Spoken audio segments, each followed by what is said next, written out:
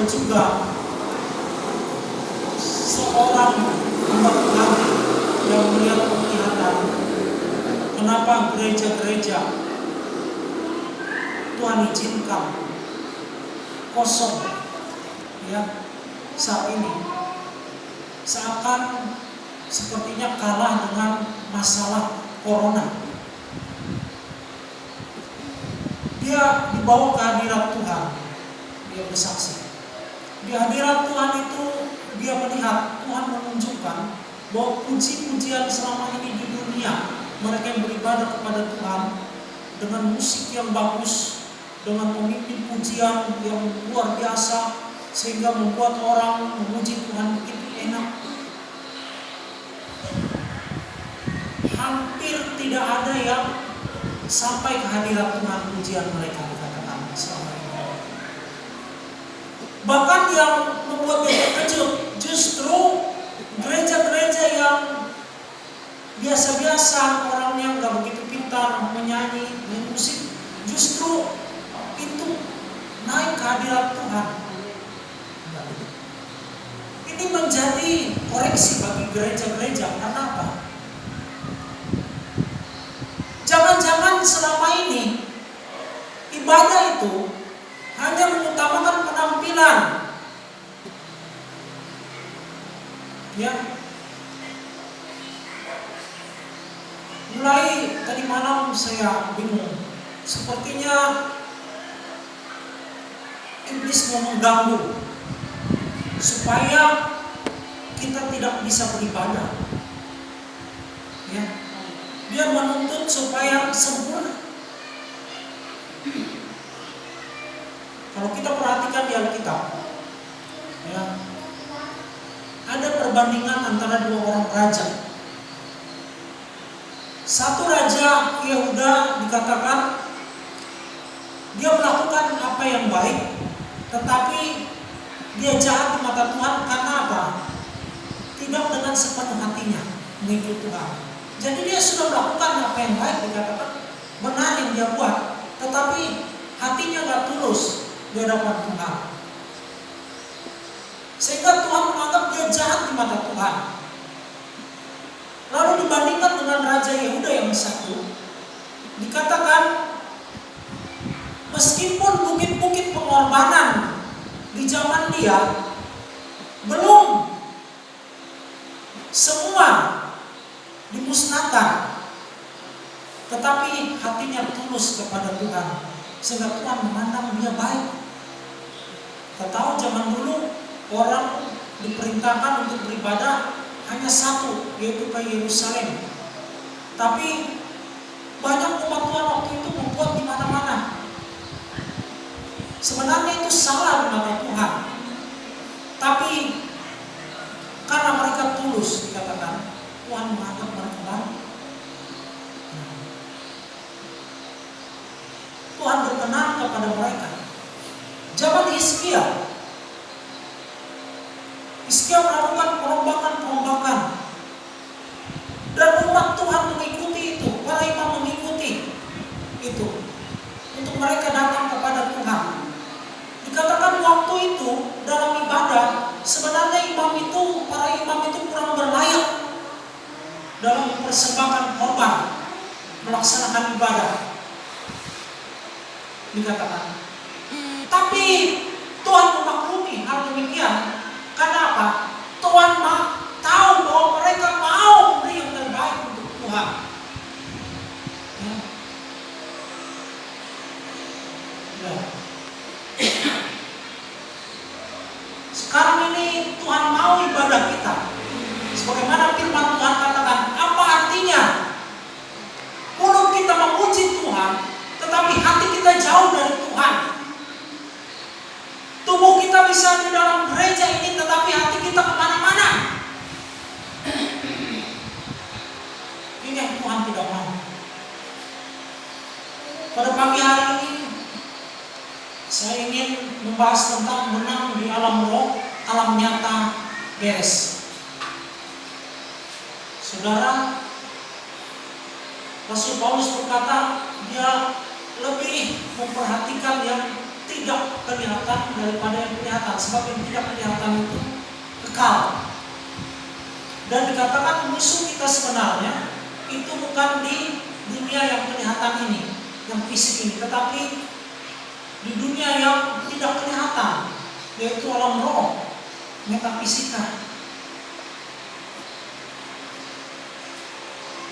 Nah, disitulah kita berperang, dan doa kita pun harus masuk ke roh, ke alam roh ini.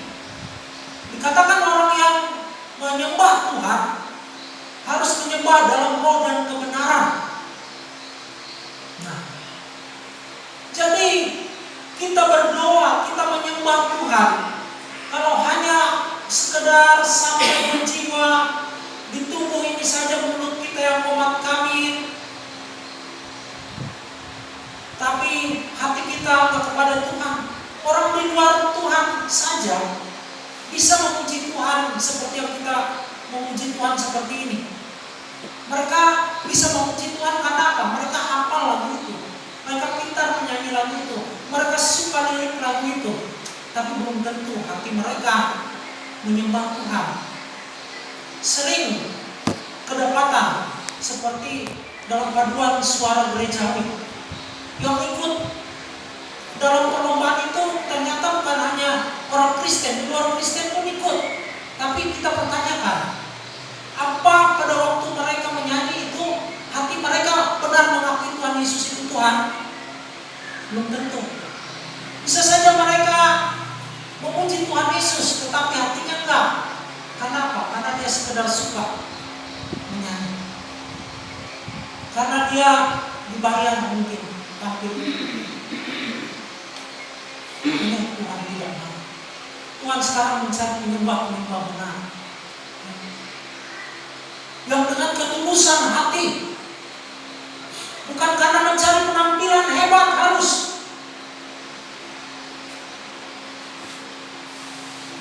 Dalam ibadah kita pun Tuhan mencari ketulusan hati kita pada saat ini. Memang kita berusaha pakai pakaian yang baik ke gereja karena menghormati Tuhan. Tapi kalau memang itu adanya pakaian kita, Tuhan akan terima ibadah kita. Baik, mari kita buka kebenaran firman Tuhan dalam Injil Lukas pasal 24. Injil Lukas pasal 24.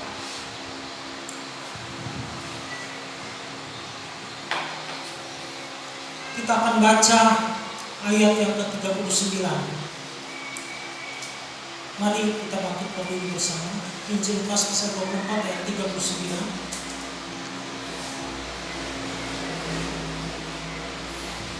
Lukas pasal 24 ayat 39. Baik yang ada di tempat ini maupun yang di rumah-rumah, kita berdiri bersama-sama. Kita baca firman Tuhan secara bersama-sama setelah itu nanti kita.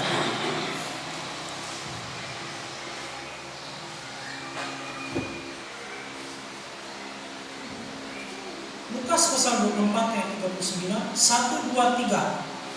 Lihatlah tanganku dan kakiku, aku sendirilah ini. Rabalah aku dan lihatlah, karena aku tidak ada daging dan tulangnya, seperti yang kamu lihat ada padaku. Puji Tuhan, silakan duduk. Kita perhatikan di sini, sementara murid-murid pada malam, pada waktu setelah Tuhan Yesus bangkit, pada malam mereka berkumpul dalam suatu ruangan.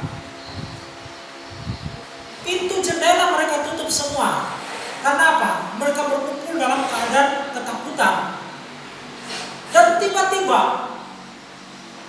di tengah perkumpulan mereka ada seorang yang tiba-tiba muncul di tengah mereka. Sementara pintu jendela ditutup.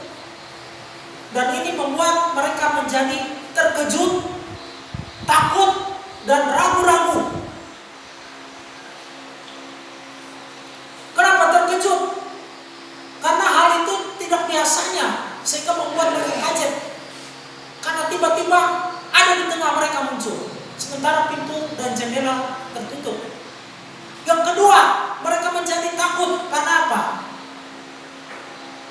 Sejak dari dulu orang sering mendengar cerita, termasuk zaman itu. Kalau tiba-tiba ada yang bisa masuk dalam rumah yang tidak ada jalan masuknya, baik melalui pintu atau jendela karena ditutup, itu adalah hantu. Sehingga mereka takut. Jadi murid-murid ini takut hantu. Yang kedua, mereka ragu-ragu. Karena apa? Pada waktu Tuhan Yesus muncul, Tuhan Yesus langsung mengatakan damai sejahtera bagimu. Dan wajah yang mereka lihat yang muncul itu adalah wajah Tuhan Yesus yang tadinya mati dan beritanya sudah bangkit. Tapi mereka tidak percaya, berarti ragu-ragu mereka. Apa benar itu Tuhan Yesus yang muncul? Kalau menurut ucapannya selama ini benar. Dan yang kedua, kalau menurut potongan wajahnya dan tubuhnya benar. Tapi mereka masih ragu. Karena apa? Kok bisa dia tiba-tiba muncul di tengah mereka sementara pintu jendela tertutup? Benar gak ini Tuhan Yesus? Atau hantu? Tapi di sini kita melihat Tuhan Yesus membuktikan, menunjukkan bahwa dia benar Tuhan Yesus dan bukan hantu. Dengan cara apa? Pertama, Tuhan Yesus suruh raba. Dia menyuruh muridnya raba, pegang dia. Sebab kalau mereka melihat penampakan hantu, walaupun mereka bisa melihat penampakan, tapi hantu itu kalau diraba, dia hanya seperti bayangan saja, cahaya saja. Ditangkap tapi nggak bisa, nggak terasa, seperti menangkap angin saja. Tapi kalau bukan hantu, dia seperti kita, bisa diraba. Oh, ini dagingnya yang lembek, daging atau ototnya lembek, bisa dicubit, bisa diurut. Nah, kalau ditekan lagi akan keras, berarti itu tulangnya, ada tulangnya di dalam daging. Jadi itu satu, Tuhan Yesus kasih tahu bahwa dia bukan hantu karena dia bisa diraba, dirasa, ada daging dan ada tulangnya. Yang kedua, Tuhan Yesus minta makan. Dan persediaan mereka waktu itu ada ikan goreng. Mereka kasih ikan goreng sama Tuhan Yesus. Dan Tuhan Yesus makan ikan goreng di depan murid-murid semua. Ini menandakan bahwa Tuhan Yesus itu bukan hantu. Karena menurut cerita, mulai dari zaman dulu, orang yang memberi sesajen kepada hantu, baik di kuburan, baik di tempat-tempat keramat, baik di bawah-bawah pohon, di suatu gunung,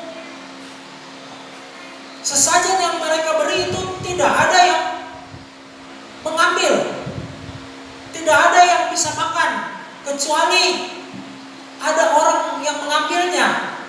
Seperti dia mengasih sesajen buah atau ayam goreng, nggak ada yang makan sampai busuk, tetap aja di situ. Kecuali ada binatang yang mengambil atau manusia yang mengambil mau makannya. Kalau tidak ada yang mengambil, itu busuk sendiri. Nah, hantu nggak bisa makan, ya. Coba aja tes, tapi kita nggak boleh ya. Itu sama dengan memanggil arwah. Orang panggil Cilangkung, persembahkan ini itu, panggil arwah siapa? Itu Tuhan, kejian bagi Tuhan. Karena apa? Itu bukan roh orang mati itu. Roh orang mati sudah bukan di situ, bukan gentayangan, tapi itu roh setan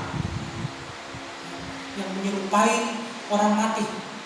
Sebab setan bisa menyerupai apapun, bahkan menyerupai malaikat terang pun dia bisa, katakan kita. Jadi yang kedua, Tuhan Yesus makan ikan goreng di depan murid-muridnya untuk membuktikan bahwa dia bukan hantu. sudah kuat bahwa dia adalah benar Tuhan Yesus yang sudah bangkit.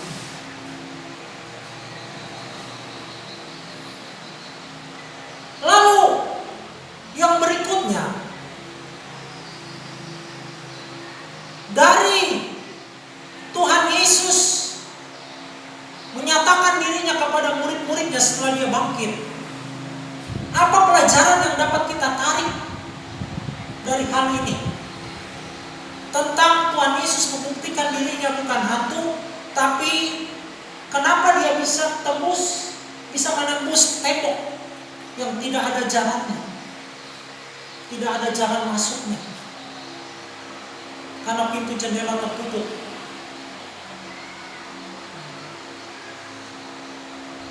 Pelajaran yang kita bisa tarik dari sini, walaupun kita seperti Tuhan Yesus, kita bisa dilihat secara mata jasmani, bukan seperti hantu yang gak bisa dilihat karena roh, kecuali kadang ada penampakan.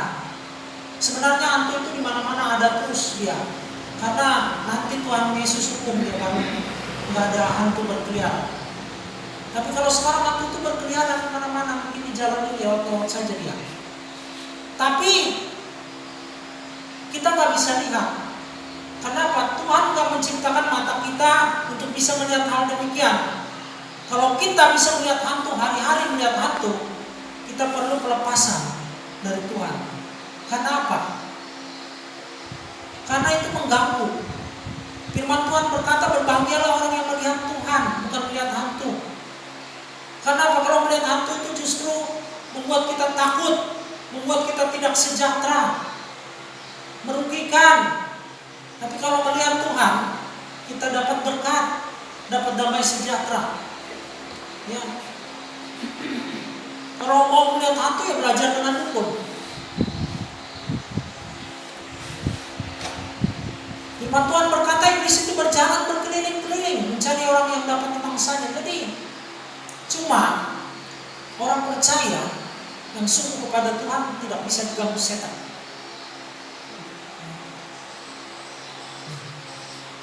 Jadi meskipun kita memiliki tubuh yang bisa diraba, yang ada daging tulangnya, tetapi kita bisa juga seperti Tuhan Yesus, dalam artian tidak ada yang mustahil bagi kita orang percaya. Ya. Walaupun ada penghalang-penghalang di dalam hidup ini, ada tembok-tembok di dalam hidup ini, kita pasti bisa menembusnya. Karena apa?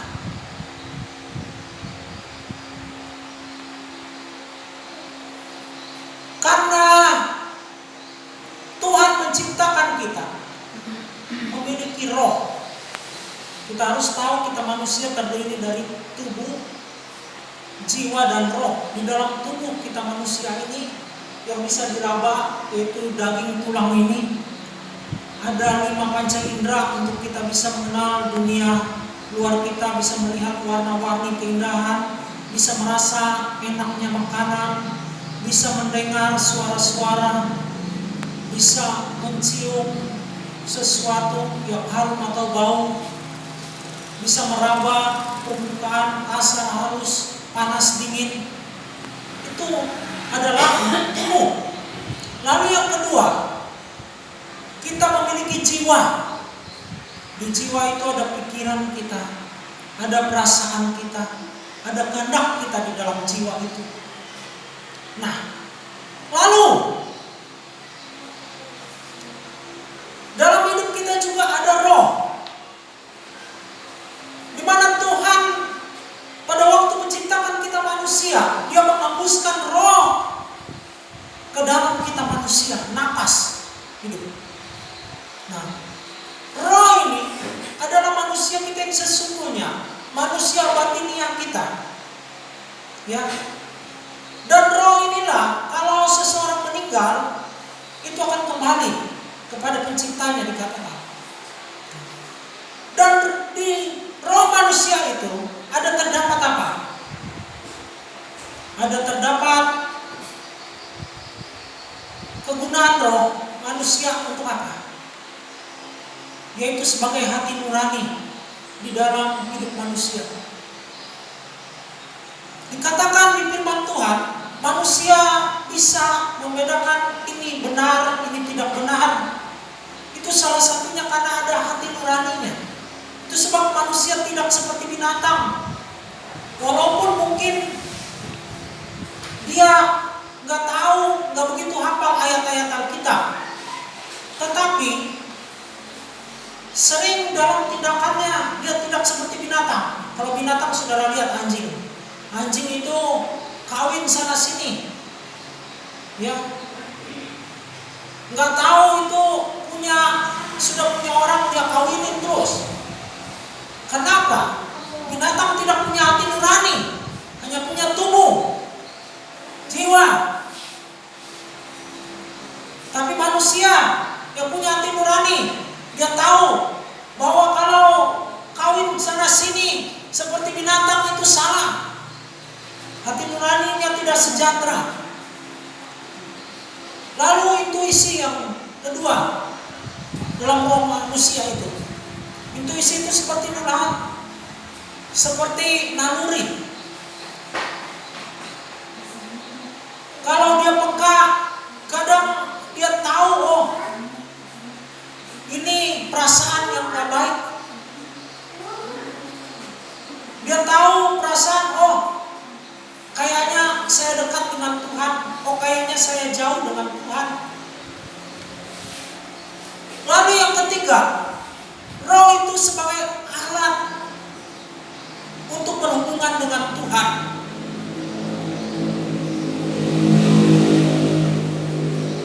Kita bisa berhubungan dengan Tuhan melalui doa, melalui pujian penyembahan, bisa sampai ke hadirat Tuhan. Itu karena apa? Roh kita berhubungan dengan Tuhan. Kita menyembah bukan hanya sebatas tubuh, di mana tubuh kita bisa bergerak, mulut kita bergerak-gerak memuji Tuhan, tapi belum tentu rohnya, hatinya, bahkan mungkin perasaannya bisa terbawa. Kalau dia dengar pujian itu sedih sampai menangis dia. Pujiannya girang, oh begitu girang dia, perasaannya terikut girang. Tapi hati-hati kalau cuma sampai di jiwa, hatinya jauh dari Tuhan, dikatakan apa artinya? Tapi Tuhan mau setiap doa kita, penyembahan kita masuk ke hadirat Tuhan. Ya. Itu yang Tuhan mau. Itu yang Tuhan cari, penyembah yang benar demikian. Yang bisa sampai hadirat Tuhan.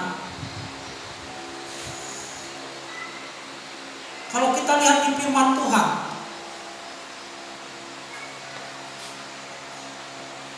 bahwa Rasul Paulus dia berusaha demikian, yaitu dia memperhatikan apa yang tidak kelihatan.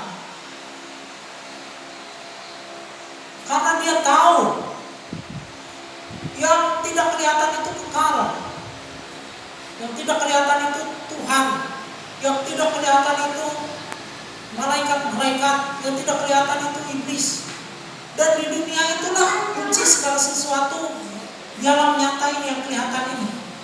Kalau kita bisa berdoa, menyembah Tuhan sampai ke hadirat Tuhan, berarti kita bisa menang di alam nyata ini. Karena apa? Tuhan yang mengatur hidup kita, yang memberi kemenangan dalam hidup kita, yang menjawab doa kita. Kalau di alam yang tidak nyata, iblis yang tidak kita lihat, setan-setan yang tidak kita lihat itu, kita berdoa, iblis-iblis itu kalah. Dan malaikat Tuhan juga turut berperang, menjawab doa kita seperti Daniel. Maka apa yang kita doakan yang dihalangi oleh iblis, kekacauan yang terjadi itu akan beres semua. Karena apa? Iblis di dalam roh itu kalah. Doa kita sampai ke hadirat Tuhan dan Tuhan menjawab. Ini yang kita perlu pada saat ini. Meski meskipun kita masih di dunia, manusia yang masih memiliki tubuh jasmani, yang banyak kekurangannya. Tetapi mari kita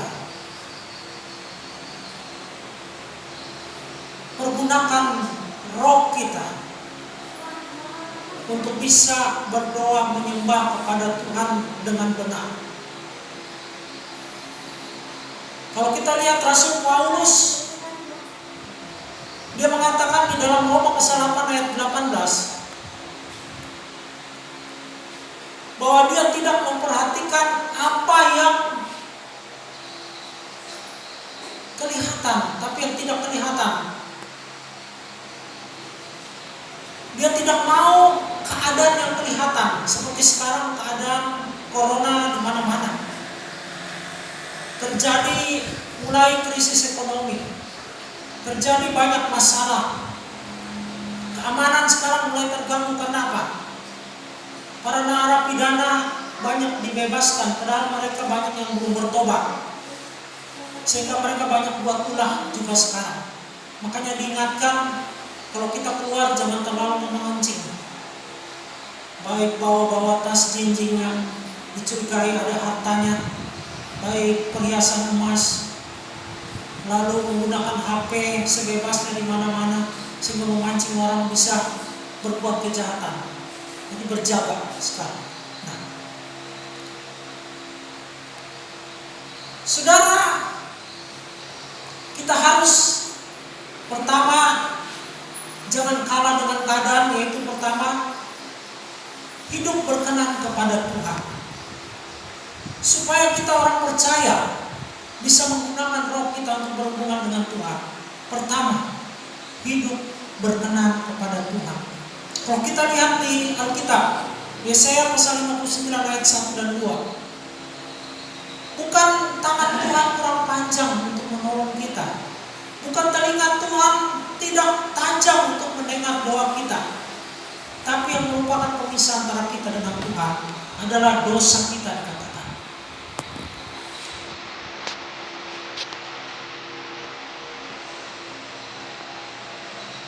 Kenapa? Tuhan itu suci.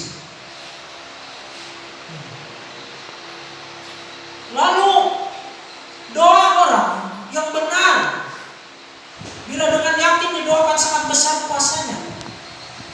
Ada orang hanya yakin saja dia doanya dijawab, dia yakin bahwa Tuhan itu maha kuasa, bisa melakukan apapun, tidak ada yang mustahil, bisa menolong dia.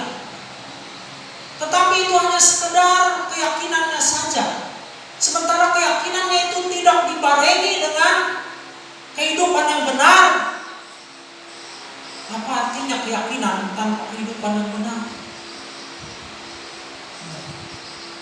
Firman Tuhan berkata, iman tanpa perbuatan adalah mati.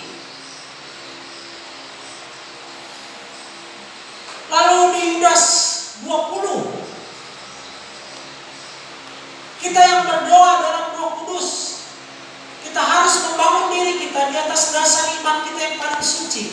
Apa dasar iman kita yang paling suci? Yaitu Tuhan Yesus. Nah, kita sudah percaya Yesus, sudah bertobat. Ya, kita harus membangun di atas keyakinan kita itu dengan hidup berkenan kepada Tuhan. Lalu dikatakan doa kita bisa berdoa dalam Roh Kudus. Jadi yang pertama, kita berusaha hidup berkenan kepada Tuhan dengan menuruti perintahnya, lalu mengasihi Dia, lalu baru kita beriman kepada Tuhan. Sebab tanpa iman kita tidak mungkin berkenan kepada Tuhan. Yang kedua, setelah berkenan kepada Tuhan, kita harus berdoa setiap waktu dalam Roh Kudus. Kalau kita lihat Efesus pasal 6 ayat 18b, coba buka dulu Efesus pasal 6 ayat 18b. Efesus pasal 6 ayat 18b.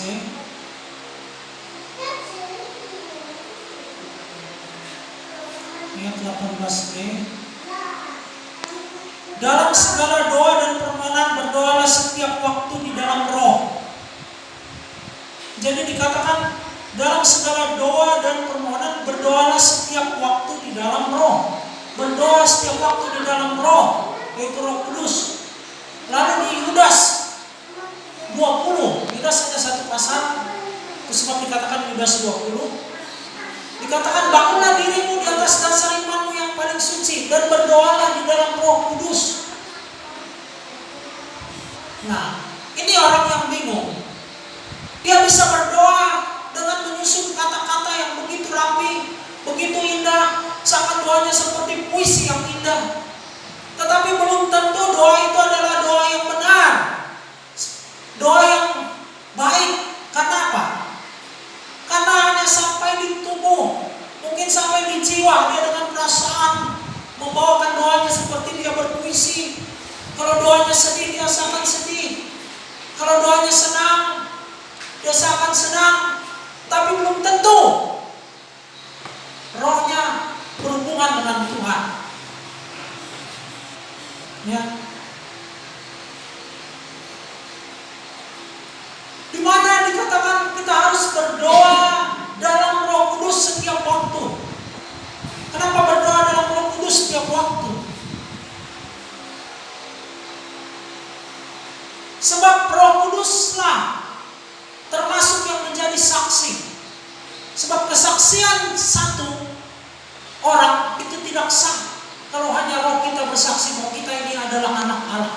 Dikatakan dalam suratan Roma bahwa roh kita dan Roh Kudus bersaksi bahwa kita adalah anak Allah.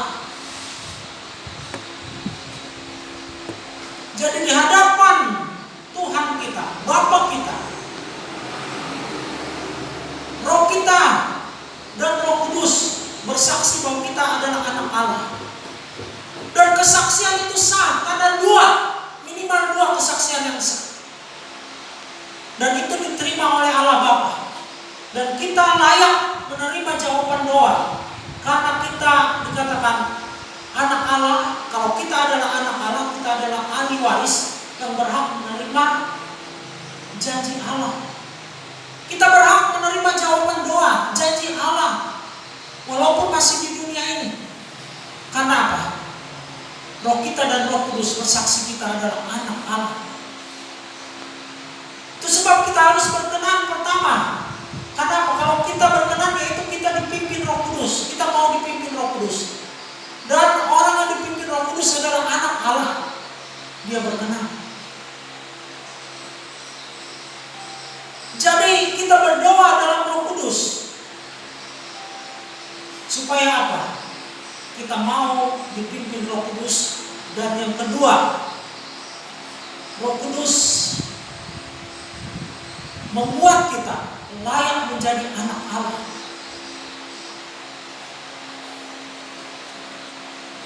Membuat kita layak menerima janji Allah pada saat ini. Kalau kita lihat contoh-contoh di Alkitab, mereka yang berdoa dalam Roh Kudus. Kita lihat di Kisah Para Rasul pasal 11 ayat 5 sampai dengan 18, yaitu tentang Petrus.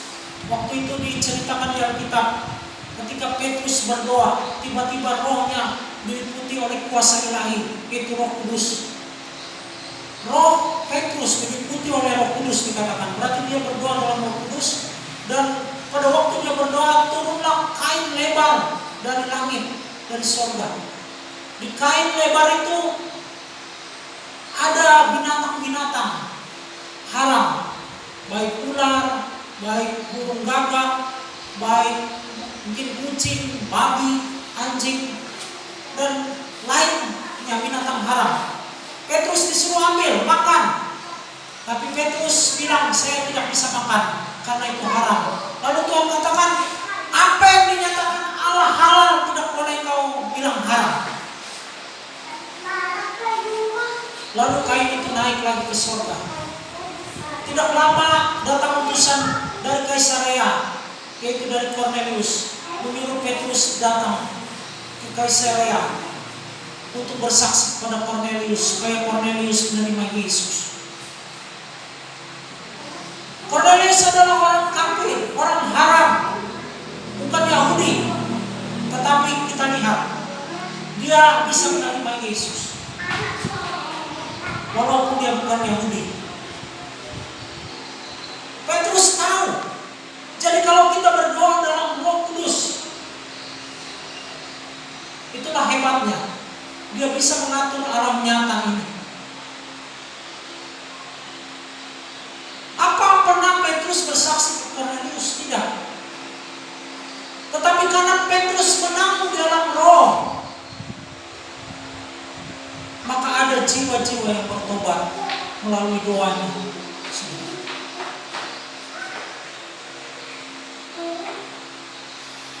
Lalu Elisa, contoh berikutnya adalah Elisa di Perjanjian Lama, tadi di Perjanjian Baru. Di 2 Raja-Raja pasal 6 ayat 31 sampai dengan pasal 7 ayat 2. Pada waktu itu terjadi kelaparan yang hebat di Israel, sehingga terjadi ada ibu yang memakan anaknya. Jadi ada 2 ibu, mereka berjanji, hari ini anakmu dipotong untuk kita makan, lalu berikutnya setelah habis anakmu kita makan, anak saya dimakan. Tapi setelah ibu satu melaksanakan hal demikian dan mereka sudah selesai habis anak itu dimakan, lalu setelah mau giliran anak ibu satu itu dipotong untuk dimakan, ibu itu menyembunyikan anaknya. Sehingga ibu yang satu marah, lalu melapor kepada Raja Israel. Raja Israel mendengar berita itu begitu marah. Lalu dia suruh bunuh Elisa. Tapi tidak bisa. Lalu dia ketemu dengan Elisa. Elisa waktu itu tenang-tenang saja, duduk-duduk, orang pada kelaparan, dia tenang-tenang. Seperti sekarang ini, tapi sekarang masih belum kelaparan. Dia tenang-tenang saja. Kenapa? Dia menang di dunia roh. Ya. Walaupun Elisa bisa terlihat, bisa diraba, tetapi dia tahu menang di dunia roh. Saya katakan, dia berdoa senantiasa dalam Roh Kudus. Sehingga apa? Dia berkata kepada raja, besok akan terjadi kelimpahan Israel. Harga-harga begitu murah besok. Lalu ajudan raja, seorang tentara, dia katakan tidak mungkin. Meskipun Tuhan membuka tingkap-tingkap langit, tidak mungkin itu terjadi. Karena dia berpikir secara otak. Dia hanya berpikir melihat apa yang kelihatan. Jadi beda dengan Rasul Paulus. Paulus melihat apa yang tidak kelihatan, tapi ini hanya memikirkan apa yang kelihatan. Saudara, kalau kita memikirkan apa yang kelihatan pada saat ini, kita bisa jadi lemah. Karena apa? Kita lihat keadaan sekarang. Usaha begitu menurun, mencari uang tambah sulit, penyakit di mana-mana membuat kita takut. Tapi kalau kita seperti Elisa, kita berdoa senantiasa dalam Roh Kudus, kita akan kuat. Tidak seperti ajudan raja bahwa itu mustahil, karena dia hanya memikirkan apa yang kelihatan. Dan benar, Elisa berkata kepada ajudan raja, engkau akan melihat, tapi engkau tidak akan menikmatinya, tidak akan mengalami. Benar, besok terjadi di alam roh, malam itu akan terjadi. Malaikat Tuhan berperang melawan tentara alam, melawan tentara alam. Malaikat Tuhan perintahkan untuk berperang melawan musuh-musuh Elisa, musuh-musuh Israel, sehingga membuat tentara alam itu tumbang tanggang. Saudara, meninggalkan perkemahan mereka yang banyak hartanya, yang banyak cadangan makanannya. Sehingga karena tentara alam melarikan diri, yang mengepung tadinya kota Samaria, sehingga rakyat menyerbu perkemahan orang Aram besoknya. Di situ mereka mengambil jarahan yang begitu banyak, pada kelimpahan.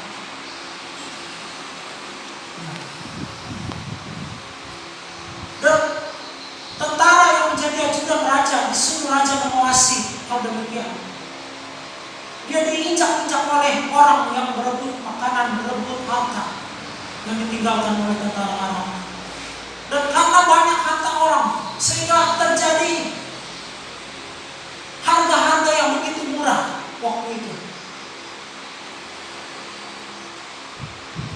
ajudan raja ini. Dia hanya melihat, tapi dia mati, tidak mati. Karena apa?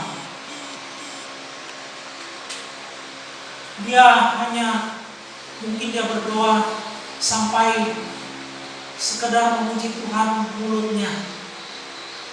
Mungkin dia sekedar senang memuji Tuhan, tapi enggak sungguh-sungguh hatinya memuji Tuhan.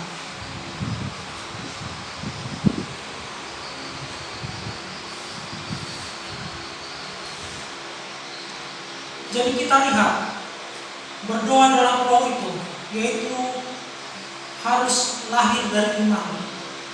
Doa kita itu harus benar-benar lahir dari iman.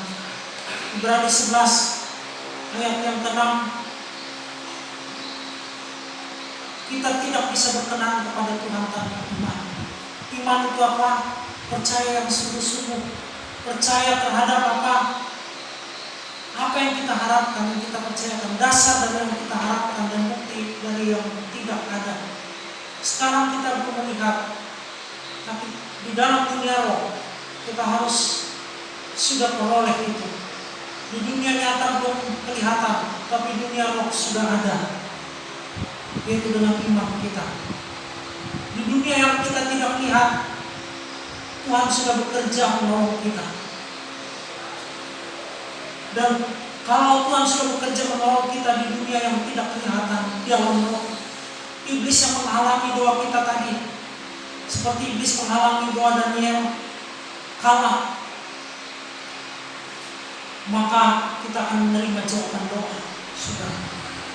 Oleh sebab itu, berdoa dalam roh, berdoa dengan kesungguhan yang lahir dari iman, percaya, hati yang tulus, lalu dengan kesungguhan. Daniel dia sungguh-sungguh untuk supaya benar-benar doanya dijawab, karena dikatakan ada penguasa kerajaan Persia yang menghalangi doanya.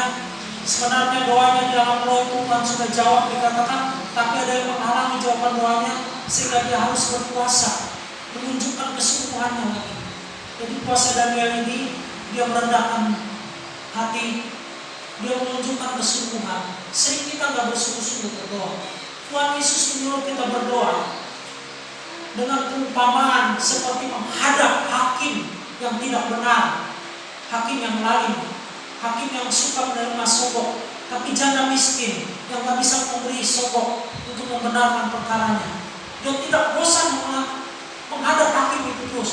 Akhirnya hakim ini bosan, merasa terganggu karena itu senantiasa datang kepada dia. Akhirnya dia benarkan perkara itu. Begitulah kita berdoa. Kita harus sungguh-sungguh nyatakan kesungguhan kita. Keyakinan kita bukan hanya sekadar yakin Tuhan itu Maha Kuasa, tapi kenyataannya kita nggak bersungguh-sungguh berdoa, nggak sungguh-sungguh memuji Tuhan. Ada motivasi lain. Ini Tuhan tidak mau. Tuhan mencari orang yang sungguh-sungguh pada saat ini. Penyembah-penyembah benar yang tulus memuji Tuhan, berdoa. Kalau demikian, maka roh kita akan masuk hadirat Tuhan. Roh kita akan menjadi satu dengan Roh Kudus. Kita akan berdoa dalam Roh Kudus. Dan Roh Kudus adalah roh yang tidak terbatas. Dikatakan bukan oleh kuat gagah kita, itu semua boleh jadi. Di Zakaria pasal 4 ayat yang 6. Bahwa hanya oleh Roh Kudus semua itu boleh jadi. Kita manusia di luar Yesus dikatakan kita tidak bisa berbuat apa-apa. Tuhan Yesus sudah naik ke surga, tapi Dia katakan Dia tidak meninggalkan murid-murid. Dia tidak meninggalkan kita. Dia Allah Immanuel yang menyertai kita senantiasa. Tapi bagaimana Dia menyertai kita? Dia sudah di surga. Dia menyertai kita dengan memberikan penolong, sehingga kita tidak menjadi seperti yatim piatu. Karena ada penolong, yaitu Roh Kudus yang menyertai kita. Bagaimana supaya Roh Kudus menyertai kita? Kita harus senantiasa berdoa dalam Roh Kudus, dikatakan. Yaitu berdoa dalam penuh keyakinan, penuh kesungguhan, dengan berkenan kepada Allah.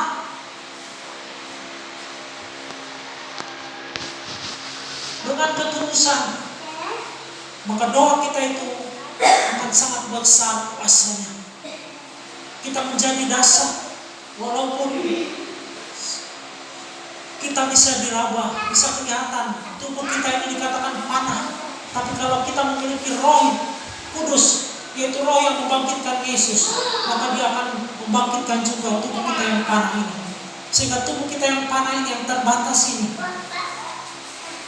yang banyak kelemahan, Tuhan akan sempurnakan kehidupan kita. Kita akan menjadi lebih daripada pemenang pada saat ini.